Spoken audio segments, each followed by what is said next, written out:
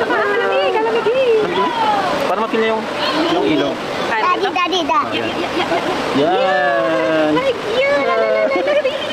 Ano ba? Nakailog ka na? Parang naiyak na ewan. Nakato kasi. Ay, tawa siya. Hinato. Wait na, hindi siya naiyak yung kahit Hindi siya iyak. nantok siya o ano. Daddy. Ngayon na nga lang ulit tayo nung Daddy. At mo Ano niya. naisipan mo? Meron pa isipan mo Ano nga ako? Ingin ni Rabay. Yes po. Dito ka. Hindi, actually, mga kalingap, ginawa ko rin tong isang channel na to. Kasi, di ba ang personal channel ko talaga ng una is yung Rap Matubang Vlogs. Na ngayon ay kalingap tahanan na. Kasi, pinaubaya ko na lang din yun sa mga scholars natin, yung kikitain nun sa mga scholars, staff, yan.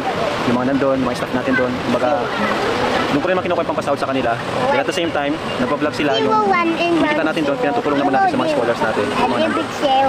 Kaya yun, naisip ko, tagal na rin naman ako sa kalingap, sa charity. Matagal na rin ako sa ano natin, sa pagtulong. So, ayun, gusto ko namang ano. Para naman nila kasi. Ito rin yan. Upo ka dyan. Upo mo na dyan. Ayan. Kumbaga, gusto ko mag-ipon ng memories with my family. Kasi, syempre, ito, lumalaki. Wala ako masyadong moment sa kanila. Nakagaya ng mga ganito. Palagi ako nasa labas. Uwi man ako, pagod na, gabi na.